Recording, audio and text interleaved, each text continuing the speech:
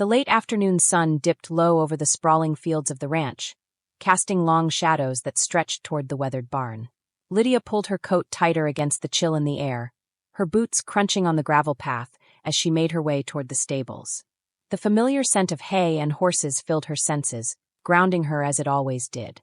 Her gaze drifted toward the bunkhouse where Eli, the newest farmhand, was unloading sacks of feed. He moved with quiet efficiency, his broad shoulders straining against his shirt as he worked.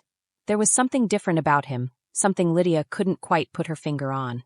He was polite, respectful, even reserved compared to the other men on the ranch. But there was an intensity in his eyes that made her chest tighten whenever she caught him looking her way. "Need a hand with that?" she called out, her voice cutting through the crisp air. Eli turned, his dark eyes locking onto hers. For a moment he seemed to hesitate before giving a slight nod. "If you've got the time." Lydia crossed the distance between them, her boots stirring up small clouds of dust. She reached for one of the feed sacks, her fingers brushing his briefly as they worked together to lift it. The contact sent a shiver up her spine, though she quickly shook it off. "You're quiet today," she remarked, glancing at him as they stacked the sack with the others. "Not much to say," Eli replied, his tone even but distant. Lydia frowned, studying him more closely. There was a tension in his posture, a weight in his voice that hadn't been there before. She wanted to ask what was bothering him, but something about his guarded expression stopped her. Instead, she tried a different approach. "The horses are restless. Would you mind checking the paddock fences later? We had some coyotes come through last night." Eli nodded, wiping his hands on his jeans. "I'll take care of it." Lydia lingered, unsure why she felt so compelled to stay.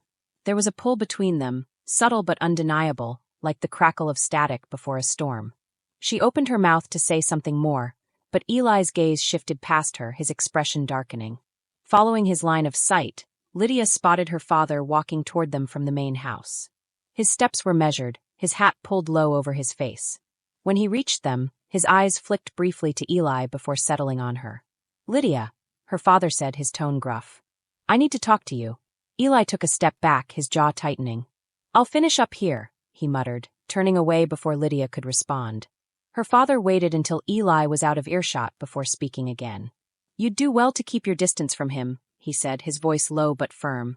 Lydia's brow furrowed. "What are you talking about? He's been nothing but respectful."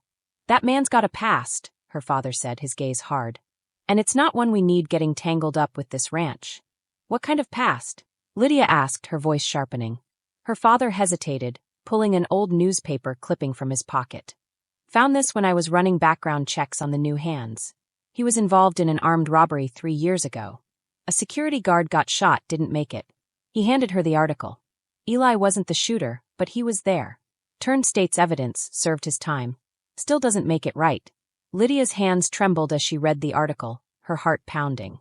The man described in the newsprint seemed worlds away from the quiet, hard-working man she'd come to know. Yet the weight of truth sat heavy in her chest.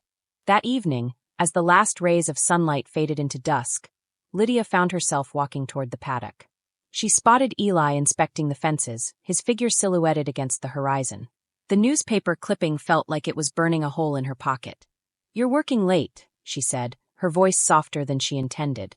Eli glanced over his shoulder, his expression unreadable. The fence needed fixing. She stepped closer, pulling out the article. "I know about the robbery," she said quietly. "About the guard." Eli's shoulders slumped, his hands gripping the fence post until his knuckles turned white. "Marcus," he said, his voice rough. His name was Marcus Thompson. Had 2 kids. He turned to face her, his eyes haunted. "I didn't pull the trigger, but I might as well have. I was the driver. Thought it would be easy money, in and out, no one gets hurt. I was wrong. What happened after?" Lydia asked, her heart aching at the pain in his voice. "I couldn't live with it," he said quietly. "Turned myself in, testified against the others. Served 18 months. When I got out, I promised myself I'd spend the rest of my life trying to make up for it somehow." He met her gaze. "That's why I'm here. Honest work, quiet life. It's more than I deserve." Lydia stepped closer, her hand finding his. "The fact that you're trying to make amends, that means something, Eli. You're not that person anymore." "Aren't I?" he asked bitterly. "Your father's right. I'm not the kind of man you need in your life." "My father doesn't get to decide that," she said firmly. "And neither do you." The man I've gotten to know these past months, he's kind, hardworking, honest. He helps the younger hands, treats the animals with gentleness, works harder than anyone else here. That's who you are now. Lydia, he breathed, his hand cupping her cheek. I don't deserve your faith in me. Maybe that's not for you to decide, she whispered, leaning into his touch. Their first kiss was gentle, hesitant, but filled with a promise neither of them had dared to hope for. When they finally pulled apart, Eli rested his forehead against hers. Your father will never accept this, he murmured. Then we'll prove him wrong, Lydia said. Day by day. 6 months later, her words proved prophetic. It was Eli who spotted the wildfire coming toward the ranch, who organized the evacuation of the horses and cattle while others panicked. It was Eli who went back into the burning stable to save her father when a support beam crashed down. And it was Eli who worked tirelessly alongside everyone else to rebuild what was lost. The day they finished raising the new barn, Lydia's father approached Eli, his expression thoughtful. Been watching you, he said gruffly. These past months. You're not the man in that article anymore. Eli met his gaze steadily. No, sir, I'm not. Her father nodded slowly. We all deserve a second chance, he said, extending his hand. Reckon you've earned yours. As the sun set over the ranch that evening, Lydia found Eli in their usual spot by the paddock. His arms wrapped around her from behind as they watched the horses grazing in the golden light. Still think this can end well? She asked, leaning back against his chest. Eli's laugh rumbled through her. Think I've learned not to argue with you about what's possible, he said, pressing a kiss to her temple. You taught me that sometimes the past isn't what defines us, it's what we choose to do with our second chances.